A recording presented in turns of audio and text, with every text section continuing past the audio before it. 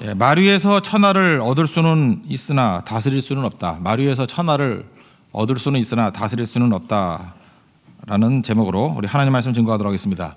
종교개혁은 하루아침에 이루어진 게 아닙니다. 이게 거의 한 150년에 걸쳐 가지고 이루어진 일입니다. 우리는 이걸 그 윤리적인 타락 때문에 캐톨릭이 타락해 가지고 종교개혁을 했다 이렇게 단순하게 생각하는데 그게 아닙니다. 먼저 종교개혁의 전야라고 얘기할 수 있는 존 위클리프 또는 존 후스 기준 싸움이에요. 기준이 틀렸다라는 거예요. 루터 이전에 기준이 틀렸다라는 거예요. 기준이 성경이다, 교황이 아니다. 그래서 성경 번역하는 운동, 성경으로 돌아가는 운동. 그리고 이건 복음으로 돌아가는 운동입니다. 그래서 기준 싸움이었어요. 기준이 성경이다. 그래서 솔라 스크립트라 이 시작입니다. 오직 성경으로. 그 다음에 이제 종교개혁의 이제 본류라고 하는 루터, 그 앞에는 에라스무스까지.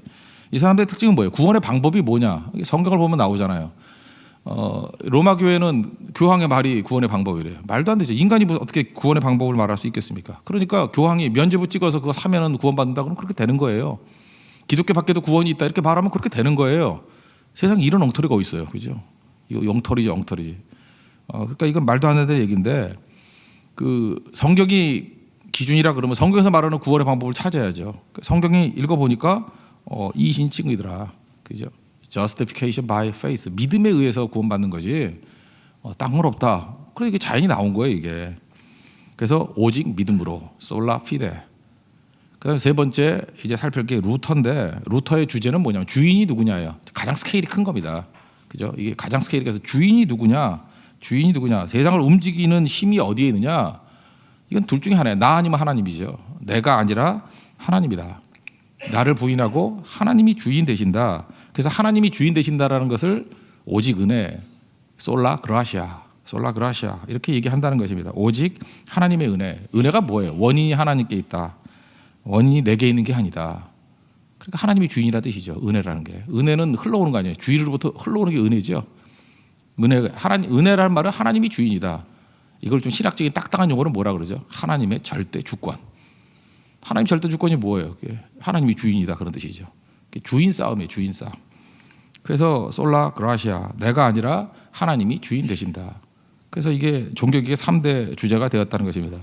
이 은혜를 강조하는, 그러니까 이 가장 큰 스케일이라 그랬죠, 솔라 그라시아가. 그래서 모든 것을 집대성한 게 칼빈이죠, 존 칼빈.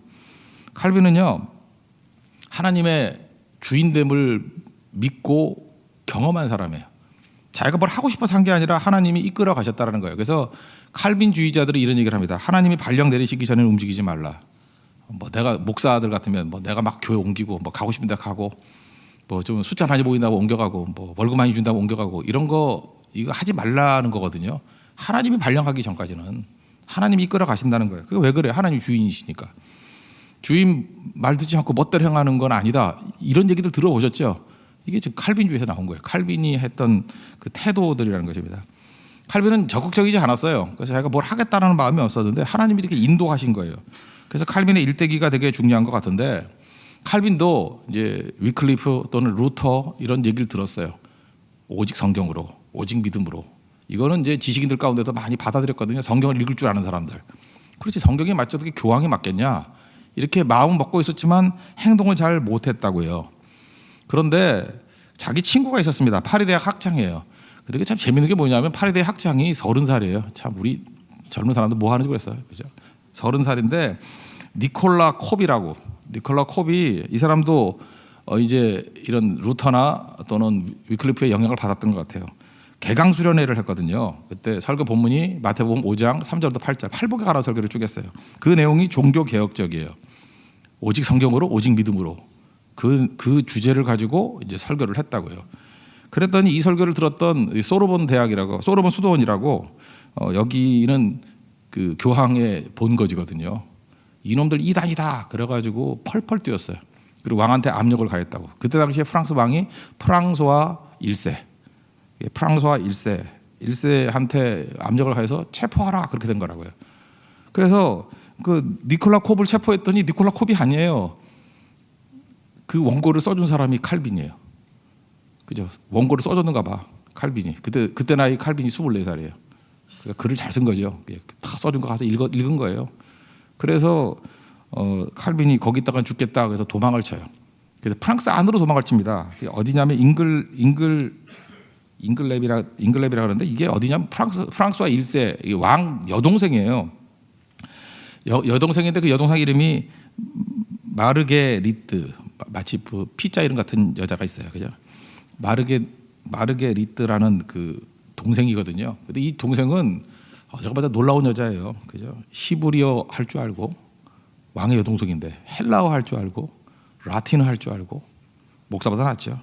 거기다가 이제 그 당시 언어 5개국어를 했어요.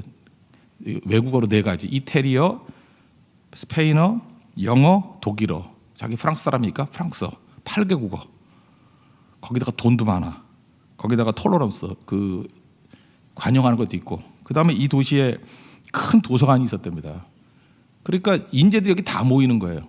여러분도 잊지 마세요. 어떤 뭐 돈이 생기거나 영향력이 생기고 하면 이게 관용을 가지고 인재를 모으십시오. 다 품어지면 사람들은 모여들게 깔때같이 모이거든요. 여기에 인재가 모였어요. 인재가 모였다고. 여기서 칼빈이 은혜 체험을 했던 것 같아요. 그 라틴어로 수비타라는 단어를 썼는데 수비타라는 단어가 맥에 없는 갑작스러운 뭐 이런 거거든요. 근데 하나님께서 이렇게 임재하시는 영적 체험을 한 거예요. 그래서 하나님께 절대 순종하기를 다짐합니다. 근데 이게 내용이 뭔지는 몰라요. 하여튼 여기서 하나님을 만난 거예요. 이제 중요한 도시가 이제 스위스의 2 도시가 나오는데 바젤하고 제네바가 나오는데 프랑스와 1세가 이제 뭐 핍박을 했지만 이제 그 정도에서 잠잠해졌는데 어떤 놈이 들어가가지고 프랑스와 1세 침실에다가 삐라 뿌리고 온 거야. 삐라. 종교개혁 하자 이런 거 삐라. 그리고 벽보도 붙였어요. 그러니까 내용도 내용이지만 프랑스와 1세가 막 겁에 질린 이유는 뭐예요? 아니 어떤 놈이 내 침실까지 들어올 수 있어? 내용보다 더 두려운 건 그거죠. 예를 들어서 여기 어떤 자매가 있는데 제가 교회 갔다 왔더니 벽에 너 참 예쁘다 이렇게 붙어 있어요. 그러면 기분 좋아요? 그 내용이 중요한 게 아니고 누가 이 방에 들어왔어? 이게 두려워. 잠 못 자죠. 겁나서. 왕인데 뭐 더 할 수 있잖아요. 그 암살의 위험도 있는데 어떤 놈이 들어와가지고 우리 반대자가 들어와서 여기다 이런 걸 붙여놨어. 그래서 개신교 소탕령을 내려버려요. 그러니까 더 이상 있을 수가 없죠. 그러니까 그때 할 수 없이 프랑스에서 그 국경 넘어서가 스위스잖아요. 스위스 바젤로 도망을 칩니다. 그래서 거기서 이름도 바꿔요. 가명으로 쓰고. 그러니까 얼마나 공포에 떨었겠어요. 바젤. 거기서 남아있는 그 프랑스 개신교인들을 불쌍히 여겨달라고. 우리 이거 억울하다고. 이거 아니라고. 우리 믿는 바가 이게 아니라고. 그래서 그때 1536년 그 바젤에서 프랑스와 1세에게 프랑스의 개신교들이 그걸 위구르라 그러는데 위구르들이 그렇게 너희들이 생각하는 만큼 나쁜 사람들이 아니고 우리 성경에 있는 진리를 믿는 사람이야 라는 것을 책으로 썼어요. 그게 그 위대한 기독교 강요예요. 기독교 강요 1판. 이거 26살에 썼어요. 26살에 기독교 강요 1판. 그래서 기독교 강요 읽어보면 맨 앞에 나오죠. 뭐 프랑스와 1세에게 헌정하는 글 뭐 이렇게 나오잖아요. 그거 보면은 프랑스와 1세가 뭐 대단한 사람인지 아는데 핍박하는 사람이었어요. 그러니까 칼빈은 이런 거예요. 핍박자를 향해서 사태질하면서 이 죽이려면 사탄의 사시나 뭐 이렇게 얘기 안 하고 설명했다라는 거예요. 근데 이 설명을 통해서 프랑스와 1세가 돌아오지는 않았습니다. 그런데 프랑스와 1세에게 설명해 주는 그 책이 그는 믿지 않았지만 그걸 통해서 얼마나 많은 사람들이 신앙을 붙들고 변화가 되고 우리도 지금 제 신앙의 기초가 돼 있잖아요. 그게 기독교 강요예요. 그래서 여러분들 우리가 신앙생활하면서 어려울 때가 있어요. 이번에도 네팔 선교 가는데 어렵다 그러죠. 어려움은 그냥 오는 게 아니에요. 그 어려움을 통해서 우리가 설명할 필요성이 있다고. 우리가 믿는 신앙이 뭔지. 여러분 그 답답한 사람이 있죠. 우리 아버지는 죽었다 깨라도 믿을 뿐이 아니야. 뭐 우리 형은 믿을 사람이 아니야. 우리 어머니는 정말 징글징글해. 뭐 이런 거 있죠. 그때 그 대상을 놓고 여러분만 할 수 있는 거예요. 그분이 알아들을 수 있는 언어로 복음을 정리하는 거예요. 믿는 바가 이거 구원의 방식이 이런 거고 쭉 설명하는 거예요. 그러면 일단 그걸 통해서 하나님께서 은혜 가운데 그분을 변화시켜 주실 것이고 그게 안 된다 할지라도 그 글은 가치 없는 게 아니에요. 언제나 말씀은 살리는 힘이 있다고요. 이게 교회가 할 일이라고요. 그래서 교회는 항상 주의 말씀을 증거하는 거예요. 증거. 그 운동을 벌여야 됩니다. 우리 교회 그 역할을 감당했으면 좋겠어요. 이 시대에 말씀을 증거하는 교회. 자세히 설명해 줬다는 것입니다. 우리 독서법 4가지 얘기했죠. 1단계는 그냥 읽어야 돼요. 많이 읽어야 돼요. 그냥 많이 읽어야 되고 2번째 요약해서 읽어야 돼요. 요약파는 보면 또 달라져요. 3번째 써먹으려고 시험 보려고 청강석으로 듣는 거하고 써먹으려고 하는 거하고 다르다 그래요. 시험 보려고. 근데 최고의 능력은 어디에 있어요? 가르치려고. 그러니까 기독교 강요는요, 프랑스와 1세 이 꼴통 같은 왕을 가르치려고 쓴 거예요. 그죠? 설명해 주려고. 그러니까 기독교 모든 체계가 다 세워진 거죠. 왜? 워낙 까다로운 왕이니까. 워낙 많이 배운 왕이니까. 그러니까 힘든 대상이면 힘든 대상일수록 체계가 완벽한 책이 나오겠죠. 그게 기독교 강요입니다. 그러니까 우리 대적도 하나님께서 인도하시는 어떤 은혜의 한 과정이다 이렇게 생각을 할 수 있겠죠. 여기까지 이제 있었으면 아마 바젤에 계속 있었을 거예요. 우리 뭐 젊은 사람들은 바젤 그러면 생각나는 게 뭐예요? 지금 요즘에는 바젤에서 1년에 한 번씩 시계 박람회를 해요. 그래서 이게 손목시계 좋아하는 사람들은 바젤에서 요때쯤 할 거야. 11월쯤에 바젤 박람회에서 어떤 시계 새로 나왔나 뭐 그래서 거기서 뭐 10억짜리 나고 20억짜리라고 이렇게 소개한다고. 바젤이 시계 박람회로 유명하지만 사실은 바젤 그러면 시계가 생각나면 안 되고 존 칼빈의 기독교 강요가 생각나야 돼요. 거기서 기독교 강요가 쓰여지게 됐다고. 총 5번에 걸쳐서 5판까지 나왔어요. 1559년 마지막 5번까지 나왔다고요. 그게 기독교 강요예요. 그리고 가만히 있는데 이 칼빈하고는 아무 관계없는 기욤 파렐이라는 사람이 스위스 제네바에서 칼빈하고 아무 관계가 없어요. 혼자서 이게 그 루터와 쯔밍글리 그 글들을 읽고 종교 개혁을 일으킨 거예요. 파렐이라는 사람이. 이 사람은 좀 과격한 사람이에요. 막 성당 들어가가지고 신부 미쳐내버리고 자기가 설교하고요. 아시겠죠? 막 이렇게 폭력적이에요. 좀 폭력적이고 과격하고. 그래서 제네바를 다 장악을 해버렸네요. 힘으로. 그러니까 종교 개혁들이 힘으로 한 사람이 있어요. 이게 기욤 파렐이에요. 파렐. 근데 오늘 제목이 그게 사기에 나오는 얘기인데 그 유가라는 사람이 한 나라 고조가 유방이잖아요. 유방한테 그런 얘기를 했다 그러죠. 마리에서 천하를 얻을 수는 있으나 다스릴 수는 없다고. 이제는 무력 갖고 안 되고 이제는 시스템을 갖출 수 있는 학자를 등용해야 나라가 된다. 그래서 한 나라가 그 태평양들이 있는 중국의 대표적인 나라가 됐잖아요. 이게 딱 여기에 맞아 떨어지는 거예요. 파렐이 무력으로 제네바를 점령을 했는데 이 사람 깨달은 거예요. 나는 머리가 깡통이야. 그냥 성경 말씀이 맞다. 그죠? 오직 성경으로, 오직 믿음으로 요까지는 알겠는데 그다음 설명할 능력이 없는 거예요. 나는 깡통이야. 그러다가 프랑스와 1세에게 쓰려고 썼던 기독교 강요를 읽게 된 거예요. 이 친구네, 나이가 20살 차이거든요. 이때 당시 나이가 많아봐야 칼빈이 28, 29밖에 안 돼요. 근데 20살 더 많은 파렐이 그를 불러요. 제네바에 와가지고 네가 이 도시를 다스려라. 근데 칼빈은 소극적인 사람이라서 가려는 마음이 없었죠. 안 간다 그러니까 또 기욤 파렐의 또 그 극단적인 성격 있죠. 안 오면 저주가 있을지어다 하면서 막 욕을 잔뜩 썼어요, 그죠? 하나님이 너 가만 안 둘 거다, 뭐 말라 죽을 거다, 뭐 전염병이 올 때 너 제일 먼저 죽을 거다, 뭐 하면서 온갖 욕설. 근데 이게 또 먹혔어요. 이게 하여튼 무식한 사람 또 쓰죠. 그래서 칼빈이 쫄아가지고 그러면 갈게요. 그래서 갔다고요. 근데 칼빈은 특징이 뭐냐면 움직이는 종합병원이라서 몸도 아프지만 성격이 쫀쫀해요. 그래서 더러운 꼴을 못 봐. 그래서 맨날 청소했대요. 그러니까 성격을 아시겠죠. 청소 잘하는 사람. 그러니까 제네바에 와서 보니까 이 시스템이 안 된 거를 못 보는 거예요. 그 책상 정리도 다 해놓고 누가 책상 열기만 해도 그 흔적 찾아내는 인간들 있죠. 이게 나쁜 것만 아니에요. 칼빈이 그런 사람이었어요. 그러니까 와가지고 답답한 거예요. 그래서 모든 시스템을 다 만들었다. 교회 제도 만들고 무슨 뭐 하는 법 이런 법을 다 잔뜩 만들어놨어요. 그래서 제네바가 가장 청교도적인 도시로 변화가 된 겁니다. 근데 이거 누가 다 만들어 놓은 거예요? 원래는 파렐이 만들어 놓은 거를 칼빈이 들어가서 시스템을 다 만들어 놨어요. 나중에 그 스코틀랜드 존 낙스가 와가지고 이 제네바를 와봤어요. 와가지고 이렇게 얘기해요. 사도 이후에 지상에 존재하는 가장 완전한 그리스도의 학교가 제네바라고. 그래서 제네바가 그때부터 유명해진 뜨는 데가 된 거예요. 이건 신명기 6장에 나오는 말씀과 똑같죠. 하나님이 은혜를 주시면 건축하지 아니한 성읍을 얻게 하시고 짓지 않은 집에서 살게 하시고 파지 아니하는 음물을 차지하게 하시고 심지 않은 포도나무와 감람나무를 차지하게 하신다. 진짜 그래요. 칼빈은 뭐 노력한 게 별로 없어요. 이 삶 자체가 다 은혜죠.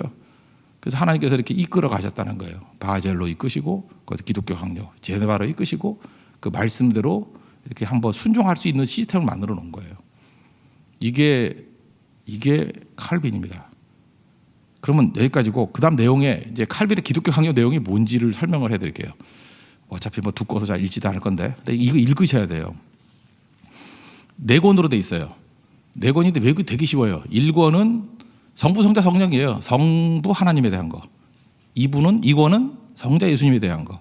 3부는 성령 하나님에 대한 거. 4부는 교회. 마지막에 조금 붙어 있어요. 국가. 그러니까 교회에 관한 얘기예요. 교회. 1권부터 설명해 주면 창조주 하나님을 아는 지식. 제가 설교할 때 많이 들었을 거예요. 거기 제일 먼저 나오는 게 뭐냐면 나를 알라 그러면 하나님을 알아야 된다. 지난주 설교죠. 하나님을 만나면은 나를 발견하게 된다. 그래서 하나님을 만나는 사람은 적과 싸우는 게 아니라 나와 싸운다. 내 안에 있는 나, 로마서 7장에 나오는 더 자고자 하는 나, 깨고자 하는 나, 미워하고자 하는 나, 용서하고자 하는 나. 로마서 7장 그 싸움이 벌어진다. 이게 기독교 강요 1장에 나오는 얘기예요. 아시겠죠? 그게 하나님을 만나면 나를 만난다는 거예요. 그게 처음 시작이고, 그 다음에 하나님을 아는 방법에 대해서 이제 가짜들 설명하는 거예요. 뭐 직접 계시 받았다, 뭐 들려요, 뭐가 들려요, 봤어요, 이런 거 다 엉터리라는 거예요. 그리고 우상 숭배, 우상을 통해서 말았다, 이게 다 엉터리라는 거예요. 하나님이 하나님 자신을 우리에게 알려주는 거는 한 가지 방법인데 계시밖에 없다. 그 계시가 뭐예요? 그게 성경이에요, 성경. 성경 외에 하나님을 아는 방법이 없다, 이거예요. 그리고 하나님께서는 이 세상을 섭리하신다. 이게 1권이에요, 1권. 그래서 1권에 대해서는 원래 책 처음만 읽잖아요. 그래서 이건 많이 소개가 됐어요. 근데 1권은 사실은 그렇게 중요한 건 아니에요. 어디 딴 책에서도 많이 나온 얘기들이에요, 이건. 2권은 성자 예수님에 가는 것인데 구속자 예수님을 아는 지식, 2권이에요. 타락한 인간. 그래서 여기는 에라스무스하고 루터 얘기 나오죠. 인간에 대한 절망. 인간이 뭐 노력하고 행위로 될 게 없다. 그래서 이걸 율법과 복음으로 설명하는데 율법은 뭐냐? 목마름이라는 거예요. 성경에 나온 얘기잖아요. 목마름. 율법으로는 우리를 죄를 깨닫는 것이다. 그래서 율법을 들으면서 인간이 안 되는구나. 루터도 율법이었잖아요. 계단 올라가면서 피투성이가 되더라도 마음에 안식이 없잖아요. 오직 예수님이 십자가밖에 없다. 의인은 믿음으로 말미암아 살리라. 그래서 복음은 뭐예요? 이게 율법은 예수님께 가게 만드는 힘이라는 거예요. 2장은 그런 내용이에요. 십자가 복음. 3장이 하이라이트인데요. 사실은 가장 기독교 강요에서 특징적인 거, 티피컬하다가 말하는 건 3장이에요. 그러다가 또 여기부터 읽으면 또 안 될 것 같은데 굳이 안 읽는다 그러면 이것만 읽으세요. 이 3장부터 먼저 읽는 것도 중요해요. 이게 성령인데 제목이 성령이 아니에요. 은혜를 받는 방법이에요. 그러니까 이 주제가 뭐예요? 솔라 그라시아. 이 3장에서 그게 나온 거예요. 솔라 그라시아. 은혜를 받는 방법이 뭐냐? 굳이 말하자면 성령인데 이게 티피컬한 거예요. 성령이 하시는 일이 뭐냐? 그죠? 성령이 하시는 일이 뭐냐면 하나님의 그 능력과 은혜를 우리 가운데 임하게 만드시는 영이라는 거예요. 그래서 우리가 가장 중요한 것은 자기 부정의 은혜가 임하게 되고 또 하나는 내세를 묵상하는 거. 이 땅이 다가 아니다. 그래 은혜를 받게 된다. 그리고 여기서 제일 많이 강조하는 게 기도예요. 여기서 나온 게 이번 여름 내내 가슴팍에 붙이고 다녔던 게 그거죠. God works when we pray. 이게 나오는 거라고요. 이 성령에서 나온 파트예요. 그죠? 우리가 기도할 때 하나님이 일하신다. 신앙의 최대의 실천은 기도다. 기도를 통해서 날마다 은혜를 받는다. 그리고 이 뒷부분에 칼빈 신학의 가장 티피컬한 예정론이 나와요. 예정론과 또 선택에 관한 얘기들이 이 3권에 나와요. 4권은 저는 약간 좀 시시했어요. 이게 교회와 국가인데 거기가 교회론인데 하나됨 얘기했죠. 교회는 하나됨이라고. 예배를 통해서 하나다. 이거 예배의 중요성이에요. 근데 이거는 풍성하진 않아요. 아마 쓰다가 지루했는가 봐. 그죠? 이게 풍성하진 않아. 이게 풍성하지 않은데 예배를 통해서 하나님 안에서 우리가 하나 되는 거다. 교황제가 아니다. 이때는 이제 교황제에 대해서 분노심이 있어가지고 욕이 많이 나와요. 막 욕도 많이 나오고 막 그래요. 그죠? 그래서 교회의 권세 이런 거. 그래서 교회로는 이 뒷부분이기 때문에 이건 아마 프랑스와 1세에게 필요한 내용은 아니기 때문에 길지는 않았던 것 같아요. 풍성한 얘기들. 이게 기독교 강요입니다. 그래서 기독교 강요를 상중하로 나올 때는 어떻게 나오겠죠? 1권 나오고 2권 나오고 3, 4권을 묶어서 하로 나오고 이렇게 나오는 거예요. 2권짜리라 그러면은 중간에서 끊던지 뭐 이렇게 나오는 거라고요. 이 내용입니다. 그러니까 요약은 뭐예요? 사람이 아니라 하나님이다.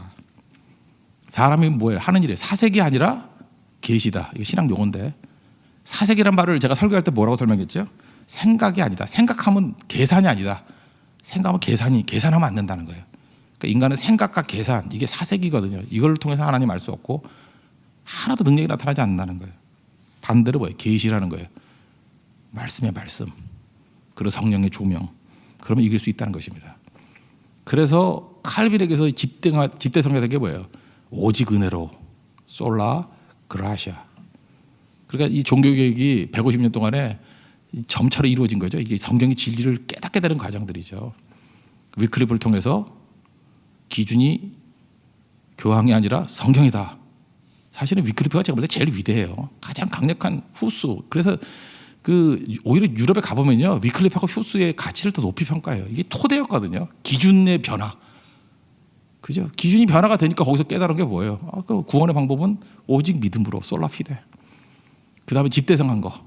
원래 청소하는 거 좋아하는, 이게 무질서한 걸 못 봐주는 그 칼빈의 법률가거든요. 그러니까 체계화 시킨 거죠. 프랑스와 1세라는 그 꼴통 같은 놈을 이게 변화시키려고. 그러다 보니까 처음 분량이 3배로 늘어나요. 1판에 있는 거에 내용이 3배. 그래서 성부, 성자, 성령, 교회 이렇게 해서 체계가 돼가지고 기독교 강제 시스템이 돼버렸어요. 이게 장로교의 신학의 뿌리예요. 누구도 흔들지 못해요. 이건 뭐 너무너무 강력해가지고 여러분 읽어보면 다 들었던 얘기들이에요. 그죠? 근데 이게 시스템화 시키는 거예요. 이것이 우리로 하여금 그죠? 교회를 든든히 세우고 하나님 은혜 가운데 서게 만드는 힘이 되었다는 것입니다. 그리고 우리가 은혜라 그러는 건 뭐예요? 주인이 하나님입니다. 이걸 신학에서는 하나님의 절대 주권. 말이 어렵죠? 주인이 하나님입니다. 그래서 갈라디아 2장 20절, 이제는 내 안에 내가 사는 것이 아니요 그리스도께서 사시는 것이라. 내가 아닙니다. 그리스도입니다. 주인이 바뀌었습니다. 내가 주인 삼은 모든 건 내려놓고. 그죠? 그거예요. 그게 은혜 아니면 살아갈 수가 없네. 하나님께서 그렇게 살게 만드셨다는 것입니다. 다 연결되어 있는 거죠. 이게 교회입니다. 그러므로 믿음이 흔들리지 않고, 특별히 이 종교개혁 기관에는 우리가 뭘 믿는지를 꼭 명확히 알고, 마귀의 공격에 대해서 흔들리지 않고 우리가 뭘 증거해야 될지를 명확히 알고 나가면 우리 전도, 선교, 예배 다 강건하게 될 것입니다. 우리 눈 감은 맹인에서 눈뜬 하나님 백성들은 축복의 역사가 있기를 기원합니다. 모두 자리에서 일어나겠습니다. 310장 하나님의 은혜로 찬양하겠습니다.